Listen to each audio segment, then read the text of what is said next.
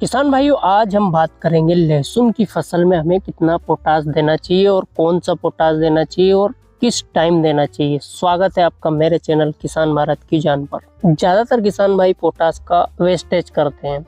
किसी भी टाइम बोरी लाए और डाल दिया, किसी भी टाइम बोरी लाए और डाल दिया। उनको ना तो सही टाइम पता होता है और कितना डालना है ये भी लगभग नहीं पता होता। या तो ज्यादा डालते हैं या कम डालते हैं। इसी के चलते कभी कभी उनकी लहसुन का कंद फट जाता है, तो कभी कभी लहसुन में पोटाश की कमी रह जाती है। बहुत सारे किसान भाई तो लहसुन में पोटाश डालते ही नहीं, वो डीएपी डाल देते हैं या फिर एनपीके 20-20-0-13 डाल देते हैं। उसके बाद पोटाश का प्रयोग ही नहीं करते हैं।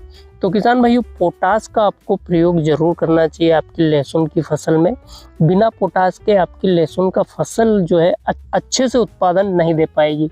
ना तो उसका कंद अच्छे से बनेगा और ना ही जो क्वालिटी उसकी बनेगी। पोटाश को क्वालिटिव एलिमेंट कहा जाता है, क्योंकि क्वालिटी अगर कोई पोषक तत्व बनाता है तो वो पोटाश ही बनाता है। तो इसलिए हमें लहसुन की फसल में पोटाश का प्रयोग करना चाहिए। लेकिन कब करना चाहिए? अब दो स्थिति में आप पोटाश का प्रयोग कर सकते हैं किसान भाइयों। लास्ट में हम बात करेंगे कौन से पोटाश का प्रयोग करना चाहिए। पहली स्थिति तो बुआई के समय जब आप बेसल डोज डालते हैं उस समय आपको पोटाश का प्रयोग करना चाहिए। अगर किसी कारणवश आप उस समय पोटाश नहीं डाल पाए, या तो आप ले नहीं पाए हो या फिर कोई और कारण हो सकता है उसका, जिसकी वजह से आप पोटाश बुआई के समय बेसल डोज में नहीं डाल पाए, तो फिर आपको एक चांस और मिलता है पोटाश डालने का। वो है निंदाई गुड़ाई के बाद। जब आप पहली निंदाई गुड़ाई करवाते हैं उस समय आपको पोटाश डालना है। अगर इस समय भी आप चूक गए तो फिर आपको जमीन के माध्यम से पोटाश नहीं देना है, फिर आपको स्प्रे के माध्यम से पोटाश देना है। क्योंकि पोटाश के बारे में ये कहा जाता है कि पोटाश एक ऐसा पोषक तत्व है जो जमीन के अंदर चलता नहीं है। जहाँ ये पड़ जाता है वहां से थोड़ा बहुत हिलेगा डुलेगा, बाकी तो ये वहीं पे स्थिर हो जाएगा। जड़ को इसके पास पहुंचना पड़ता है। तो जड़ में अगर आपको पोटाश पहुंचाना है तो वो फिर 2 टाइम हमने बता दिया है, उस समय आपको पोटाश देना है। अगर ये दोनों टाइम आप चूक जाते हैं तो फिर आपको स्प्रे करना है। स्प्रे 0-32-34 का और 0-0-50 का लगभग 2 से 3 बार आपको स्प्रे करना है, जिससे थोड़ी बहुत आपको आपकी फसल को लहसुन की को मदद मिल सकती है। ये नहीं हो सकता है कि पूर्ति हो जाएगी, उसकी जो रिक्वायरमेंट है उसकी पूरी पूर्ति हो जाएगी पोटाश की।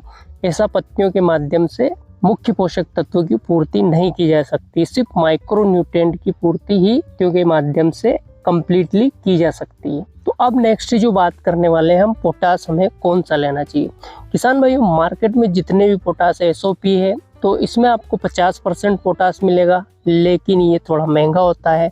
एमओपी में आपको 60% पोटाश मिलेगा, जो कि म्यूरेट ऑफ पोटाश के नाम से आता है। इसी को आपको लेना है और डालना है। सबसे अच्छा, सुंदर, कम खर्च वाला पोटाश यही है। वैसे मार्केट में बहुत सारे बेवकूफ़ बनाने वाले पोटाश भी उपलब्ध है।